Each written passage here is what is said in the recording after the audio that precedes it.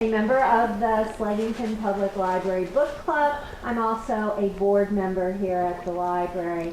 I'm homegrown, so the library, as they say, I spent my entire life here in Slatington. Well, I live in Wallingford now, but so the library has a very dear spot in my heart. I spent a lot of time here as a child, and now as an adult I spend a lot of time here also.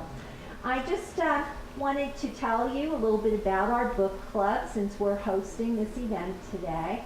And we meet the first Monday of each month here at the library at 1 o'clock. We make a point of ending at 2:30. We advertise what books we are reading, and we get our books mostly through interlibrary lending. Some members like to buy their own books, but you can lend them that way. We get large print as well as regular print.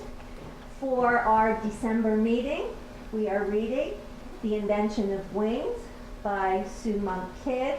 If you've heard of The Secret Life of Bees, it's the same author. Also, she wrote The Mermaid's Chair, which I have written as well. We welcome new members, so we'd be very happy. You do not have to be here every month, and if you're interested, there are several book club members besides myself here today, and we'd be glad to tell you more about it. Also, over here at our refreshments, I have a list of all the books. This is our second anniversary program. We've been meeting since fall of 2015. Yeah, that's right. I was a math teacher, but they're the worst. So this is a list of all the books that we have read thus far. There's a list over here if you're interested just in seeing that. And without further ado, it's my pleasure today to introduce our guest presenter, local author, and known personality from what I'm seeing here today, Jeanne LeFevre. Oh, so. Thank you. Thank you so much. Well, is everybody in the book club or no? No, not everybody. Well, thanks for coming today, and thanks to Hallie. And if you can't hear me, just raise your hand and I'll use this. But to Hallie and the library staff and the library staff and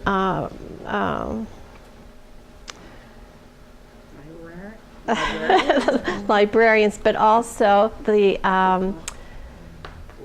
book club, yeah, but the board of directors. Thank you, yes, for getting me here today, and I enjoy this. It's been a long time. The books are not recent. One was 2011, and the other one was 2000. Well, the book's 11 years old, and the other book's 6 years old. So.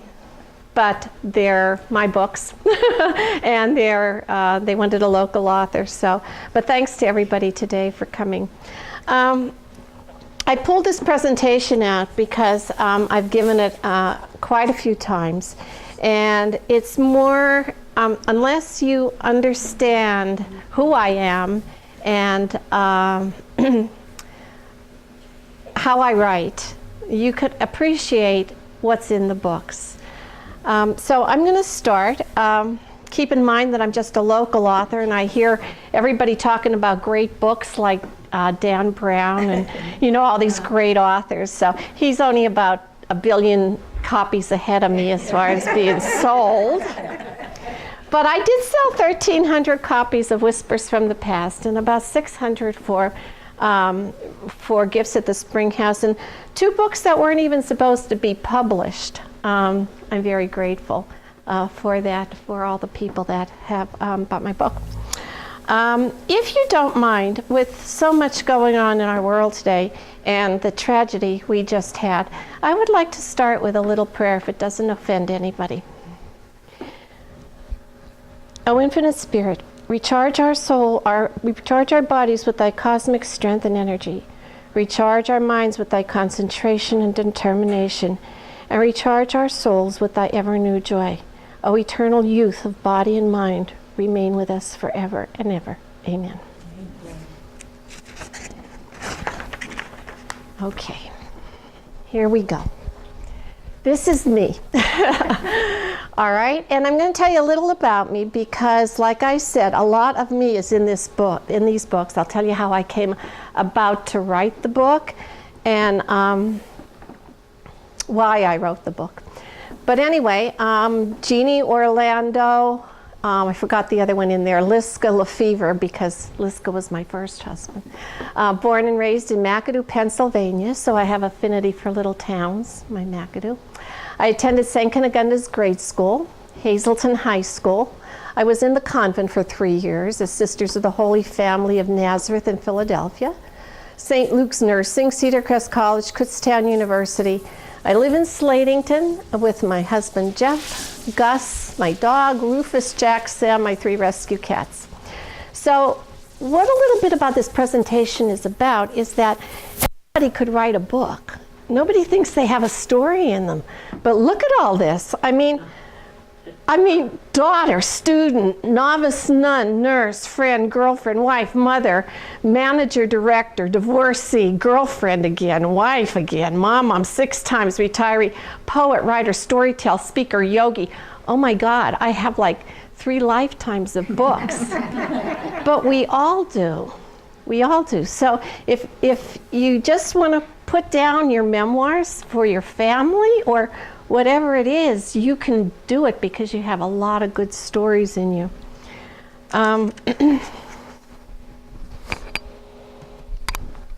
This was retirement. This is what retirement was supposed to be. You know, just like doing nothing, enjoying flowers, and I had big plans because, and I'll tell you how everything came about, but I had big plans for when I retired. I just saw a little sign on one of your churches here in Slatington, and it said, if you want God to laugh, just tell him your plans. And that's kind of what happened to me.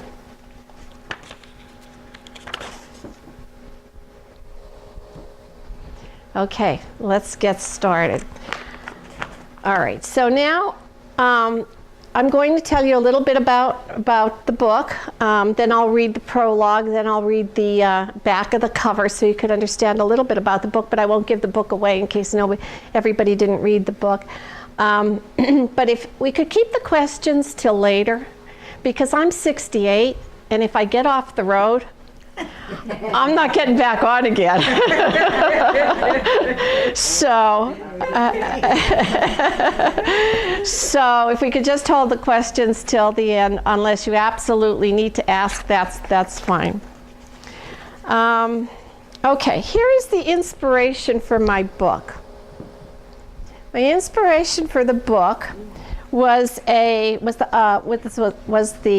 home I live in. And it's outside of Slatington. If you turn right at the Turkey Hill, it's about 2.5 miles out there.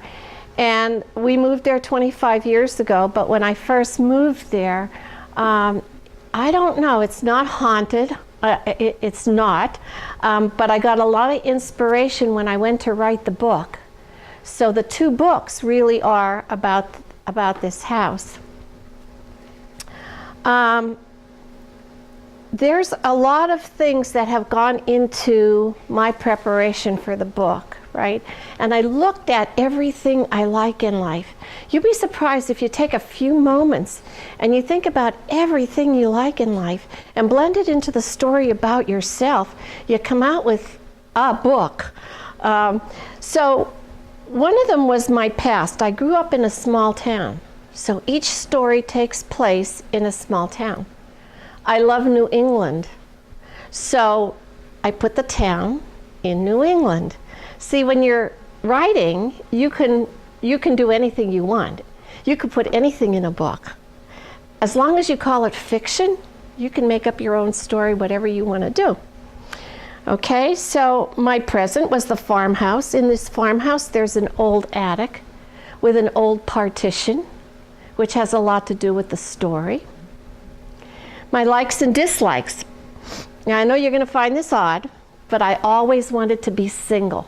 I never wanted to get married. Now, that's strange coming from a woman that's been married twice, right? But I always wanted to be single. So I made each person in the book single. Always wanted to be a teacher. My mother said, no, you're going to be a nurse. So I went to be a nurse. So I made the one actually, a teacher. So I guess you could say I lived out my dreams through these books. All right, my authors I liked. You'll see some of the similar writing in there. Irma Bombeck, I love her, right? Right? How about that one, Family Ties That Bind and Gag? Love the book, right? So I love family, so the books have a lot to do with family. James Weller, Bridges in Madison County. You either love the book or you hate the book. I happen to believe it really can happen, so I really liked the book. Charles Dickens, Scrooge, that 11th hour transformation. Love it. When he opened that shutters and said, I have not missed Christmas Day. So you'll find the endings in my book, 11th hour transformations. Okay, Maya Angelou, Won't Take Nothing from My Journey Now, one of my favorite authors. Okay, philosophy. Right now I follow, well, for the past 15 years, I follow a Yogic Hindu spiritual path. So my philosophy is, when the student is ready, the teacher will appear. From one of my books that transformed my life is The Autobiography of a Yogi. Okay, fantasy and dreams. Reality and blessings that have come in place of unrealized dreams. So yes, this is my life, and this is how I live it, and this is what it is. But those unrealized dreams are all in the book. So I could pick this book up any time, and there I am, right? Living through these dreams. This is the reason when I wrote the book, I wanted to put so much of myself into it. And so it brings me to one of my last favorite authors, Ayn Rand, who writes her philosophy of life, but if you've ever read her books, it twirls around and entwines in a story, Fountainhead, Atlas Shrugged. So that's kind of what I did in these books. My philosophy runs right through the books, and but it's incorporated into a story. And last but not least, my imagination. My husband says I have a great imagination. I love Halloween. I love ghosts. So you'll see not ghosts in the book, but you'll see reference to spirits. Okay. I had a group at my house for one of the book readings, and they took a picture of the ladies were standing on the steps. And when we took the picture, there was like 2 orbs in the picture. Now, who knows if they were orbs or not? I don't know. But the ladies sent them to me, and they said, "Oh, look at the orbs! Look at the orbs!" So, but I know the house isn't haunted. And last but not least, my desire to write a book. Always wanted to write a book, and I'll tell you how my husband played into that when I retired. Okay, where do you start? I don't. That's exactly what it was like. Where do I start? I don't know where to start. And I'll tell you the story behind that. For me, it was retirement. And for me, it came all of a sudden. First of all, you need the time to write, right? You need time. And so, like I believe nothing happened, there's no ordinary moments, everything has a reason. I spent 27 years at AT&T, right? Went through Western Electric, AT&T, Lucent, and then a Gear. And when it became a Gear, they outsourced our department. And I was only 53. But they offered such a wonderful package. My husband said, if you don't take the package, I'm going to go upstairs, get the gun, and shoot you in the foot. And since I don't like pain that much, I decided to take the package. So you run 36 years, because that was my full span of working full time. you don't come to a screeching halt. I mean, you just don't. So I'm walking around the house. I don't know what to do. And he says, well, how about writing that book you always said you wanted to write? And I'm there, oh my God, I shouldn't have even opened my mouth. Now it's being thrown back into me. But anyway, I was only 53. I decided, well, maybe I will. Maybe I'll give it a stab. So again, I started to prepare all the things that meant something to me. I actually brought my mom's old kitchen table that we had in McAdoo, and I brought it back up to the kitchen. It was an old one. I was raised with it. Thought that'll give me inspiration. I brought an old typewriter from the attic that I got at a yard sale. Put that on the table. I used a computer. I didn't use that typewriter. All right. Saxophone music. I love it. So I played that over and over and over again as I was putting my ideas together. And I bought a little, I guess you call it a dictaphone now, that you talk into. In case that I got an idea at 4 o'clock in the morning, I would just speak into the dictaphone. So I was really determined. I was motivated and I was determined. Had no idea where to start. Brought a box of papers up from the cellar, because in my 36 years, if I thought about something, or I got a card with a special saying in it, I would throw it in the box. Now I had this huge box that I had to separate everything into different places so I could figure out how I was going to go with the story. And I even read a book, How to Write a Book. Throw it away. Don't even go there. Don't even go there. So I needed motivation. All right. My husband was one, go ahead, write the book. And I thought, well, gee, I got a C in English in college, so I don't really know how to write a book, let alone read a book right. All right. Imagination, inspiration. And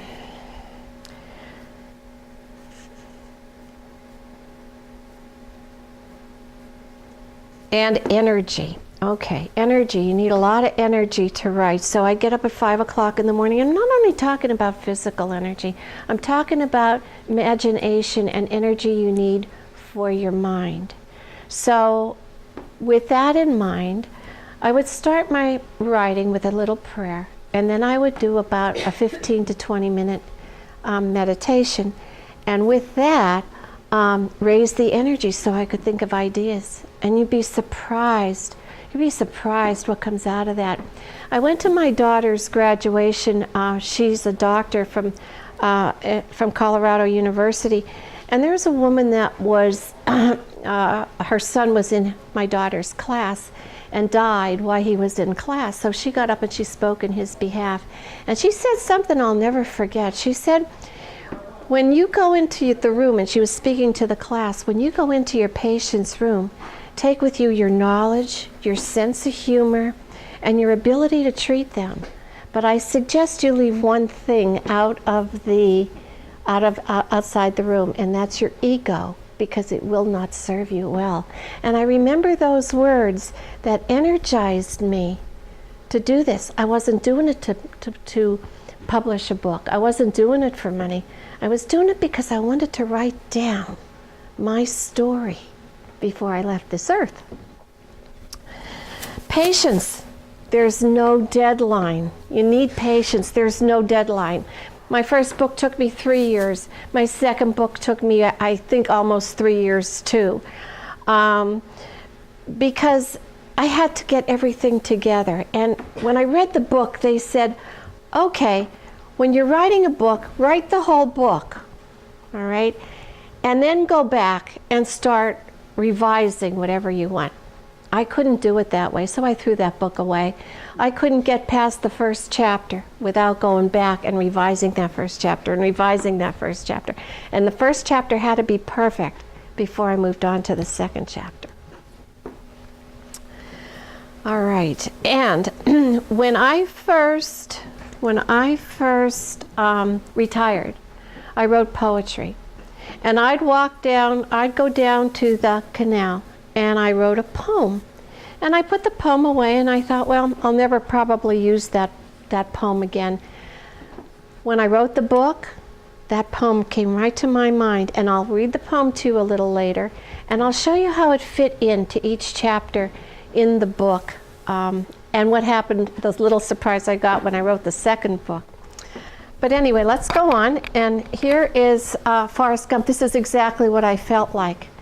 Things happened for a reason. Things fell into place, and I feel to this day these books were supposed to, these books were supposed to be written. I began to look at the book and not feel that it had to be perfect. I began to take the ego out of the book and just make it as imperfect as it wanted to be, and everything fell into place. The format of each book, the storyteller was telling a story because I like to be told a story. I like audible books that I like to be read to. So what did I do in each book? In the prologue of each book, I introduce you to a storyteller, and then the storyteller tells you the story, as you'll see when we get into the prologue. Okay, so now I'm really on a roll. Now I'm really starting to be creative because I've got everything in place, and I thought, how mundane to call these chapters. So once I got the story in place, I decided I'm going to call in the first book, Whispers, bundles. So it's bundle 1, bundle 2, bundle 3. And in the second book, Gifts at the Spring House, it's week 1, week 2, week 3, and week 4, because I didn't want that chapter stuff. So I was really on a roll now. Okay, leave your thumbprint. Don't lose your identity. Think about these books going down to your children and your grandchildren, and so that they can recognize something in it. Do it your way. Doesn't have to be proper English. This is your book. This is your book, and that's exactly how I felt when I wrote my book. So you won't find really, correct English or whatever, but I said it's said my way. Okay. Feedback. Be very careful about feedback, and it's not because I didn't need feedback, because I really did. But people will read your book, and if 5 people read your book, 5 people read a chapter, you could get different viewpoints from all those people. You go ahead and you change the chapter, you change it to please someone else, you're really changing the book. And that was just a little cartoon. Do you prefer TV or real life experiences? I don't know, what does real life experiences come on? The Fire Stick, right? Okay, so no ordinary moments. It all came together perfectly imperfect. So after 3 years, I came out with the book. Whispers from the Past. And I'm going to read to you the back of the book, so you know what the book's about a little bit, and then the prologue. Whispers from the Past. It's about an old Victorian farmhouse, an enlightened spirit, and a woman searching for her purpose in life. It's the setting for this short novel. The coincidental yet prearranged meeting between Emily and Sophia escapes all logic and takes the reader to a place that is magical as well as spiritual. The unexpected happens as the story ensues, and Sophia finds herself faced with choices in her quest to find the secret that she has been searching for all her life.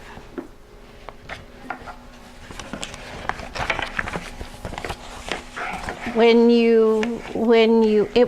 you read the book, you'll find that both of my main characters, are very self-centered, egotistical women. And I hate to say, because I can't even remember who that woman was, but working for a big corporation, flying around the country, having everything you want at your fingertips, it was inevitable that my personality became very egotistical and self-centered. So it's about women like that, and it starts out about women like that, and then it turns into this transformation until you reach a peak of the 11th hour transformation. So kind of about the way it was with me. All right, let me read you the prologue. of Whispers from the Past. I am an owner of a small bookstore in a little hamlet in New England.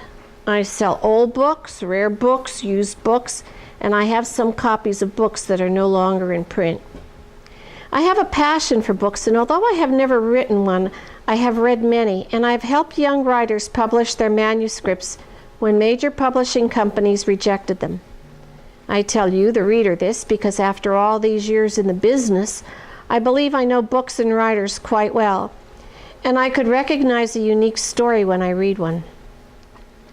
The original text of one such story still sits on an old wooden bookshelf in the back of my store. It fell into my hands quite unexpectedly when a young couple delivered an envelope to me.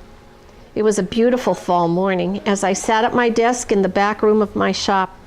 The chimes, fastened to the old wooden door, announced their arrival, and I walked to the front to greet them. They introduced themselves and told me they had just purchased the old Victorian farmhouse that was situated on a little farm just outside of town. They had bought the house at an estate sale and were told that the owner, an unmarried woman, a teacher, recently died. She requested in her last will and testament that the home be sold and the money distributed to her nieces and nephews. The couple said that as they were storing some of their belongings, they had discovered a large sealed envelope behind a rebuilt partition in the far corner of the attic. They thought it was too odd to have found it there. They would have returned the packet to the woman's family, but my name and the address of this bookstore were printed on the envelope. For that reason, they believed that the previous owner of the old house wanted me to have it, and so they came here today to deliver it. The couple apologized for being in such a hurry, but they were meeting with a craftsman who would be helping them restore the house, and they were anxious to be on their way. I thanked them and they left. As I looked at the envelope, I wondered why I had received it. I was familiar with the location of the house. Occasionally I would hear conversation about the beautiful flower and herb gardens surrounding the property, and the elderly woman who lovingly cared for them. Recently I heard the woman had died, and the news of her death brought to mind my first and only meeting with her. I remember she came into the bookstore one day in search of a volume about raising and caring for herbs. She especially wanted to have the book include chamomile, lavender, and rosemary. I believe her name was Sophia. It was a long time ago, and although the memory of our conversation has dimmed over the years, I can still remember the kind and gentle look in her eyes. Her graying hair, which was braided and pinned into a bun on the back of her head, gave her a very dignified appearance. I recall that she was a small, thin woman with features that led me to believe that she may have been very beautiful in her younger years. Still confused about the envelope in my hand, I took the packet to the back of the store and sat down at the desk. I broke the seal and removed what I thought to be an old journal. The pages were yellow and tattered. On the bottom of the last page, the name Sophia was written. Bewildered, I stared at the book for a few minutes, and then I was moved to do something I never did before. I closed the store in mid-morning during my usual business hours. Walking to the front of the store, I turned the sign to closed and pulled down the door shade. As I walked back to my desk, I stopped and glanced around the store. I had the feeling that I was not alone. Yet, for some odd reason, the sensation was not disturbing to me. I settled into my old worn chair, and once again I picked up this journal and started to read. With book in hand, the hours passed. With great curiosity, I continued to read it. With great hesitation, I started to believe it. And then, with a humbling respect for a woman I barely knew, I vowed to publish the following pages in her honor. So that's the first one. I want to tell you, in this book, I write about spirits that change people. Because, okay, I put a trunk in the attic and this woman found the trunk, and she was led to different bundles, and through that her life changed. But really, it's an analogy. Really what I wanted to get across is that we have so many things, spirits actually, in our lives that we don't even recognize bring on those changes. Birthdays, deaths, relationships, marriages, so many things that come to us that can make that change in us. So basically that's what that book is about. This one, The Gift at the Spring House, these are the gifts. When I wrote my book, I had an open house at my house, and we did a little portrayal on the front porch of the prologue of the book. And you'll see pictures here. I brought these pictures here of what we did to portray the book. And it's basically the same kind of when the teacher is ready, when the student is ready, the teacher will appear. Gift at the Spring House. Tess returns to her small hometown and the farm she inherited from her gram. Expecting to stay a short time until the place is sold, she temporarily settles into the house that brings back some childhood memories. Captivated by the warmth and beauty of the old Victorian farmhouse, she finds herself immersed in a life-changing adventure, filled with enough unexpected surprises, friendships, and romance that perhaps will restore her to the new home and her belief in second chances. For this book, I actually taught myself how to write narrative. One person talking to another, which you won't see in the first book. But I had fun learning how to have the characters talk to each other, and talk they did. So I needed characters. I used people in the town. You'll see Louise in the book. She's the librarian, and she married a dentist, though, right? And I don't know what her two kids became. They're off somewhere. But then I used Eunice from the bank. Anybody knows Eunice and Janice, right? I made Janice the head director of human resources, customer services, and Eunice was the director of the bank, which to this day, I just went in the other day and she reminded me that she was speaking to the director, that I was speaking to the director. So I used those. I used the diner. There's pictures from the diner in the second book, and I had a ball with that because at that time the previous owners were in there, so they let me come in and take all kind of pictures of the diner. And Small Town USA, never mentioned Slatington, and the picture outside of the library. So it was all local. It was all little town people, and although it wasn't McAdoo, where I was born and raised, it still had a lot of the feeling of the little town. So I'll read you the prologue from this book. Again, I looked for a storyteller. The day was perfect for the celebration. It was early April, and spring was slowly guiding the earth out of its winter hibernation. Friends from the community seated themselves on chairs under the budding hickory and walnut trees in the front of her old Victorian home. The modest front porch, crowned with gingerbread lattice, which was built in 1860, was decorated with grapevine and burgundy ribbons for this special occasion. A clay pot filled with rosemary sat on the right side of the front door. It was the perfect setting for today's guest of honor.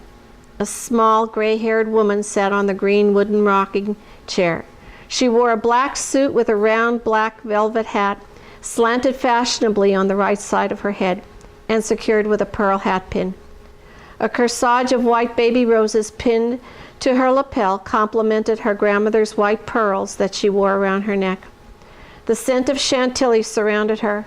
Next to her, a tall, thin gentleman, dressed in a black formal suit and top hat, stood behind a homemade podium.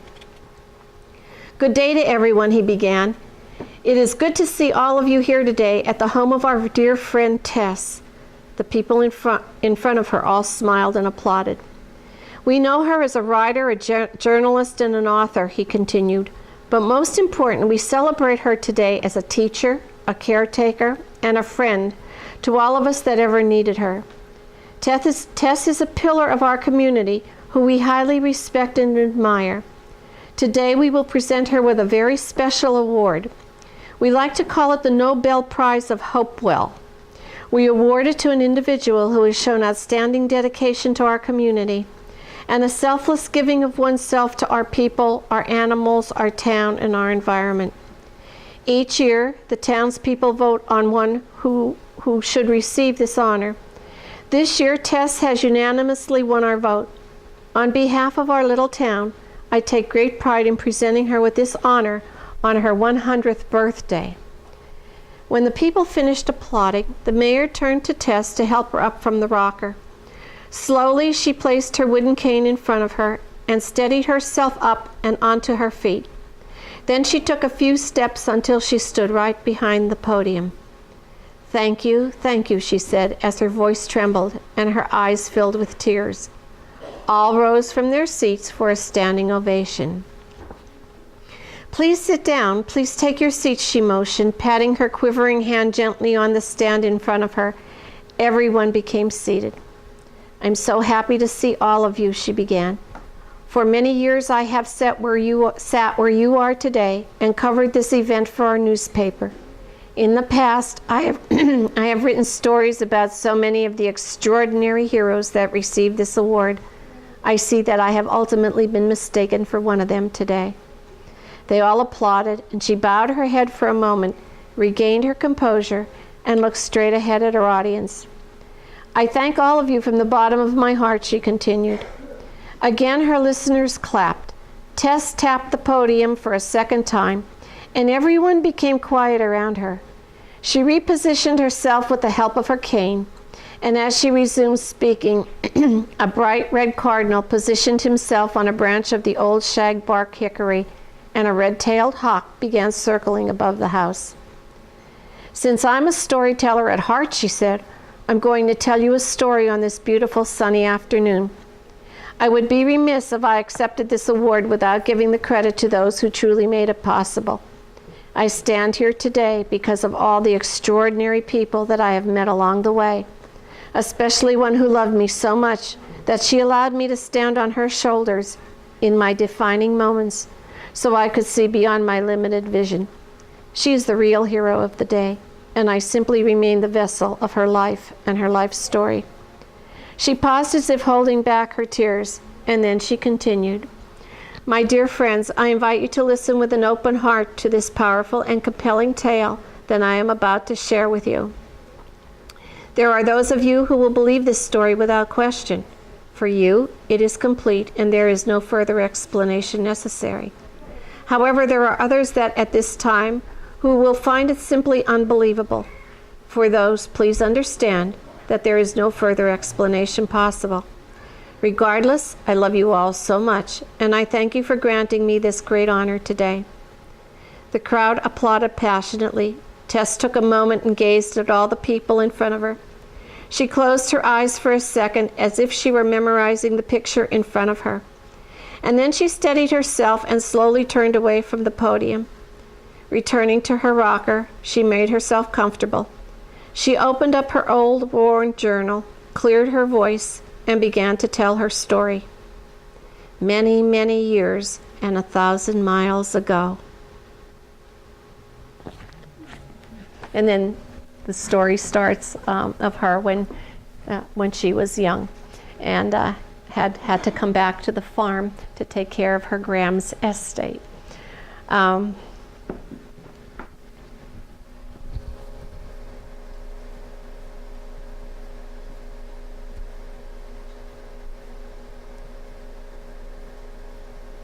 Okay, that's the story, the poem.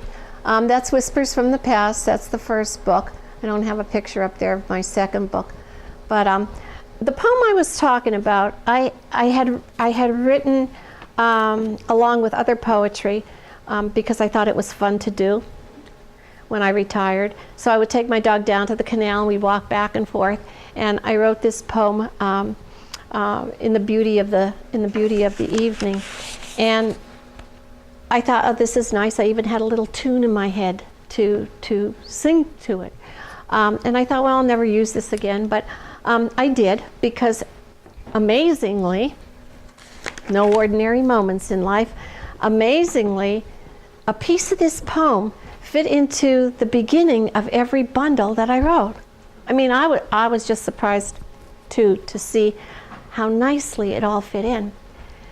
But what happened is I forgot to put in the first book, for whatever reason, one piece of the poem. And I thought, I love that piece of the poem. How could I forget to put that in the book? When I went to write the second book, that piece fit in perfectly into the second book. Again, I was just amazed how all that fell into place the way it was supposed to happen. But anyway, this is the poem, and you'll see as you go through the book, as the bundles are, each piece of this poem started a bundle. So the poem was in the beauty of the evening, and it goes, in the beauty of the evening comes the memory of the day, and in the silence of the nighttime, as we bow our heads and pray, we remember all the footsteps of our path along the way. In the beauty of that evening comes the memory of the day. In the living of our life, the joys and sorrows that we know, and in the dying of the body comes the unveiling of the soul. As we lay our heads so softly in the arms that won't let go, in the dying of the body comes the unveiling of the soul. Oh, we celebrate our coming when we hear a newborn cry, and we agonize our leaving with a strained and painful sigh. As the spirit soars the heavens and renews itself on high, once more we celebrate our coming when we hear a newborn cry. I know you are my brother, for I've helped you once before. I carried you to shelter and laid my back against the door. For when the storm was over, I walked with you once more. I know you are my brother, for I've helped you once before. You stretched your hands out to me when the world went away, and I needed arms to comfort, and I needed hands to pray. For there you stayed right with me till I saw the light of day, when you stretched your hand out to me when the world went away. When we hold our hands together, we create a symphony, and the music that emerges is the sound of you and me. And we sing it oh so softly, yet it echoes in the breeze. And when we hold our hands together, we create a symphony. You will feel his peace and comfort on a night you search for rest. You will feel his loving presence on a day you call your best. From the infant in the cradle to the elder on death's bed, you'll feel his peace and comfort on a night you search for rest. We hear the roar of the mighty river, we hear the trickle of the stream. We see the flight of the soaring eagle, and we see the gliding hawk on wing. Aware that the mighty spirit inspires the human dream, just as the roar of the mighty river enchants the gliding hawk on wing. O little caterpillar, O gracious butterfly, one clings to the earth and the other to the sky, and we need to learn to walk first before we learn to fly. O little caterpillar, O gracious butterfly. Now there was another ending to this, and then I wrote another little piece somewhere, and I misplaced it, and I never put it in the first book. However, it's the thread that runs through the whole second book. And here it is. The world is full of wonder each time a new sun breaks, and it leaves us with a story as the moon and owl awake. The story is a message for the open heart to take. The world is full of wonder each time a new sun breaks. Fit perfectly into the second book. Don't ask me how that happened. But anyway, again, do I want to publish? No, I didn't want to publish, but I left the manuscript on the table one day, and my husband picked it up and read it. And he said, why don't you publish this? And I'm there now, how do I publish it? You don't find an agent to publish books like this. But anyway, I start thinking about it, and I sent it to a little publishing company, 3 or 4 little publishing companies. And there was one in Conshohocken that picked it up and decided that they thought that they would like to publish it for me, and did a certain kind of contract where I could keep the rights to the book. So they did that, and I've been working with them ever since for the second book as well. And then things just went crazy. Our house was asked to be on the Governor Wolf Christmas tour in 2005, something like that. Anyway, that happened by an odd circumstance. My husband and I were in the house, and these 2 women came driving up the driveway in this BMW. So my husband, he goes, friends of yours? Now, my husband knows I have 2 friends. 2 friends. that probably don't drive I know don't drive BMWs. One drives a bicycle. Anyway, and I see those friends maybe 2-3 times a year. I'm very much of a private person, very much to myself. But anyway, so they got out and they were from the Governor Wolf Christmas, and they asked us if we would like to have the house on the Christmas schedule. I'm there, no, I don't like people in the house. But anyway, I thought about it afterwards, thought wouldn't leave me. So I said, yeah, we'll do it. Well, that was one of the best things that ever happened. I had over 1,000 people come through the house for the Governor Wolf Christmas, and just filled the house with so much energy and so much good feeling. And they had, the house was not on it wasn't on a contest, but the people that came in to decorate were on for a contest that whoever decorated the nicest house would get a prize. And they did the whole house in grapevine, and it was just beautiful. They did such a good job. So the people are going through the house, and I have this book, which was published on the thing, and I have it like this. I asked them if I could show the book, and the people said to me, well, if you have a book, why don't you do book readings in the house, since this book is all about the house? And I, no, I'm not going to do that. That's not even going to happen. And then I start thinking about it, and within 9 months, I put a business together. The whole thing, insurance with people coming in the house, and did it the whole way with the state of Pennsylvania. If I was going to do this, I was going to do this right. And I started by reading in each room of the house where the story started. So for the book reading, we had a breakfast, and then we went all the way up to the attic. And I read what happened in the attic, and I had the trunk and the bundles and everything else. And then we went down to the bedroom, and we read there, and then we had a big luncheon and blah, blah, blah. But anyway, the Red Hat groups came. I don't know if anybody's Red Hats here, but the Red Hat groups came. Well, if you invite a Red Hatter, the next day you have loads of Red Hatters calling you to come to the house, and that exploded. The Red Hatters I owed a real deep thank you to, because they were, a lot of the Red Hatters were my guests in the house. And then they said, but we can't stay 8 hours at your house. We like you, but we can't stay 8 hours at the house. So they said, can you start doing other things? So that led to Halloween events, where we did games and luncheons, and then a Christmas event where we did the Christmas, same thing for Christmas. And that went on for about 6 years, and I am so grateful to say that the last year I was booked back to back from the end of September to the end of December. And my husband was saying he was pulling his hair out because it was breakdown, put together, breakdown, put together.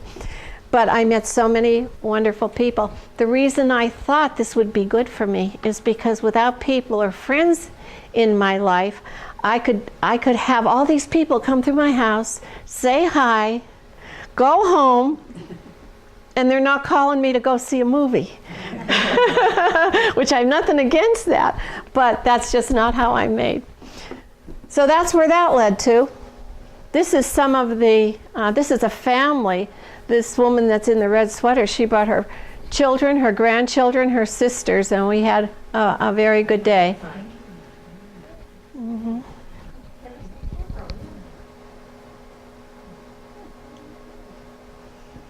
This is the Red Hatters having a good time, because what it led to then is in the summer they wanted to have murder mysteries. So Guardo, who was our big Halloween guy, we laid him in a coffin, and we did a Halloween, not a Halloween, but we did a murder mystery, and then we gave out prizes for that. So these books I brought, if anybody's interested to look through, you might see your picture if you've ever come to the house. All the nice write-ups I had from the Morning Call and other newspapers about the house. This is some of the props we used for the gifts at the spring house. to show you what she really found at the Spring House. It wasn't a sack of money or anything else, but it was forgiveness, simplicity, silence, gratitude, love, and life.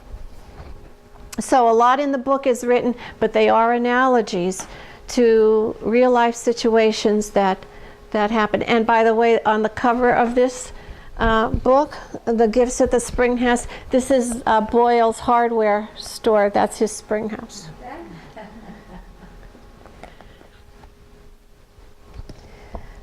So I think that's, there's the Halloween event. We did dress up and everything else, and then he became our corpse when we did something else. That's part of the decorations. And little Maya Angelou, I looked up the road from where I came and looked down the road to where I was going, and not being happy with either. I stepped off the road and cut myself my own path. And that's from one of her books. Anybody have questions? Yeah. Are you not a private person anymore? I am. Even more so. Really? Yeah. About 15 years ago, I started on the path of a yogic kind of life, which is just balance, really. It's a lot of meditation, and maybe that's why I don't have that darn meditation in the day. Because now it's kind of like an hour, maybe 2 hours. And I do it when my husband, I need time with my husband to have coffee in the morning and everything else. So I do it at my time. And he doesn't do it with me, but he respects it. So it takes a lot of time. It's just balance. It's kind of a. It consists of yoga gana, which is reading and studying, so I do read. It's bhakti yoga, which is prayer and meditation. And it's karma yoga, where you can give a service throughout the day, balance with food, activity. So, not everybody wants to do that, and I can't find too many friends that want to do that with me. So it's okay. That's how I choose to do it. But yeah, I'm still a private person. That's why I'm talking so much. I would have never known it. You had the people in your home, you liked it. Loved it. I can hear that you liked it. Loved it. I'm not anti-people. I'm just like, I don't have time. I think to have a friend, you have to be a friend. And I don't sit on the telephone, and I don't go out, and so it's hard to commit to anything when I want to follow this way of life. So, but yeah, I love the people in the house, and I see them. They'll talk about. Just about a month ago, I was over in Bethlehem. I did a storytelling event over there for them. It was a Red Hat group, and there was a lot of people that had attended the events, and we sat there and we talked about it, which made me feel real good. But and then at the end, this one woman says, "Well, I'd like to, see you outside of these events." And I started, the hair on the back of my neck started to go up, and I'm there. Oh my God, she doesn't look like she wants to meditate with me. But yeah, so it's good for me right now. Anybody else have a? Yeah. Do you, like I read Nicholas Sparks, in which he said he would have a set time in which he would sit down to start to write for the day, and did you have a strict schedule? And do authors, do you have the ending in your mind, or does it evolve as you're writing the ending of a story? To answer your first question, I'm all over the place. Okay. So I guess there are some people that could do that, but I'd be driving a car, and my husband bought me a little dictaphone. I'd pull off the road and I'd talk into that. Would have liked to have that kind of, but I took a part-time job then. So that was going to be another question. Can you have another job and do this? Well, it was exhausting. I liked it better when I had that 8 months to sit down and write. So when I took on this other job after I retired, I just started like doing a day a week, but before you knew it, they called me 2 days a week, 3 days a week, 4 days a week.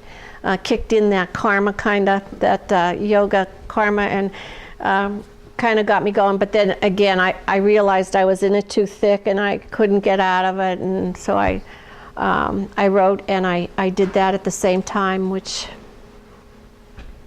it worked for me. You know, I was younger and it worked for me.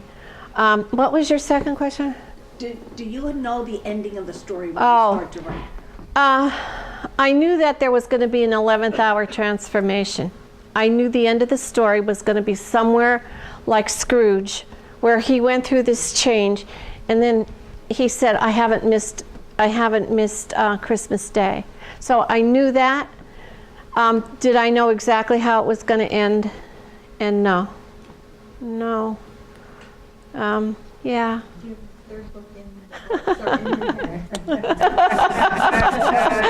I have a third book in the computer. It's not, it's a beginning, it's the beginning of the book.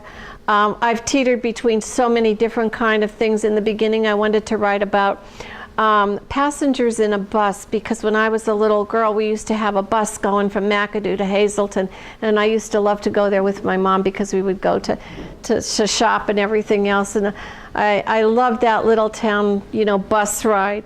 And so it was going to be passenger 1, passenger 2, passenger 3, and each was going to be their life, and you know how there was change in their life. But no, I don't. I sometimes feel like I want to, but I got this in the $5 store, and I want to start doing this for my 3 girls, for my 3 daughters. It's called Memories from Your Mother. I paid $5, $4 for it. Did you get one of these? Yeah, I'm working on it. Isn't this great? Yeah. It's $4. It's Five Below. And my granddaughter turned me on to that store. And I want to start putting something together because, as you know, we don't know how long we're on this earth. And, you know, so I want to put something like this together for them. I also have in my last will and testament that they need to go to the back of this book, because my message to them is really in the back of this book. And this was written probably 8 years ago, and that message has not changed today. So I tell them to go to this book and read it. They tell me I talk too much about that, but you know, you got to get ready. This earth is a hard school, so I'm hoping that the next step isn't too hard. Yeah. 2 things struck me in the first book. Okay. The spirits and reincarnation. Reincarnation. Could you comment on those? Yeah. Reincarnation is part of my belief. So I put it in the book because I needed to get a teacher from the past life that lived life already to show her how to live, right? Because when we're older, we could look back and say, oh, I should have did things this way, I could have did things that way, I could have did things that, and then you try to tell your kids. And if it's anything like my 2 daughters were there over Halloween, and I was telling my daughter something, my oldest daughter looks up and goes, Mom? And then it reminds me, hey. So, yeah, reincarnation, I reincarnated the person through the spirit, okay, to come back and to give the lesson. But the Emily at the end, too. I thought that was a reincarnation of Right. the first It could be. It could be. To me, it is. Yeah. You don't want to say the ending, but it could be that. It all depends how I wanted to put a little twist in there with that, and that's exactly how I had it. I wonder how many people really pick up on that, because it was kind of a build up to that. But then again, the spirits are not, because spirits don't really appear to us, but everyday life does. And if we keep our eyes open, there's a million messages, like a million messages come through. And that's what I wanted to have as the lessons, representing spirits, or spirits representing lessons.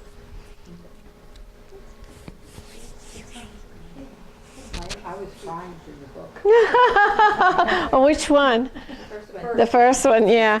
I went to a book club one time that the man said, "Oh, those books are that book is just too sad," and it is sad, you know. But there are happy times in it too. But it's a beautiful sad. Beautiful sad.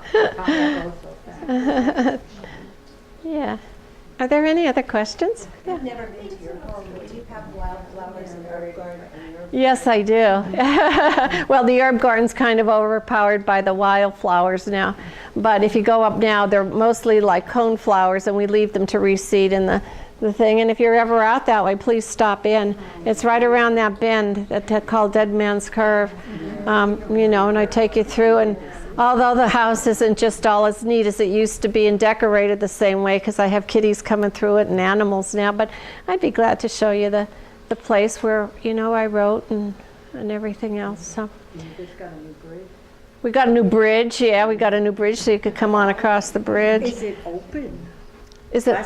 Last Friday, it wasn't open. Oh, no, not that bridge. Not that bridge. It's the other one. We had our bridge done To the first. house. Yeah. Oh, I thought you were talking about the other one. Yeah. The gestation. Um, But yeah, so if you have any thought of ever wanting to leave anything, these books are only from Five Below, and they're great. You could put your pictures in, and you could, you know. And I'm not sure that the young people these days really care about all that stuff. I don't know. They don't really care about all that stuff. I think they will as they get older, because now my kids are like, you know, oh, I wish I knew how to speak Pennsylvania Dutch. Yeah. I wish I knew, but my parents thought they were tricky, just saying it when they didn't want us to understand. Yeah. They taught us. And, you know. And now they wish they knew too. I think it does happen when it gets older, and then, you know, we might not have that time with people. But yeah. Anybody else have any questions? Yeah.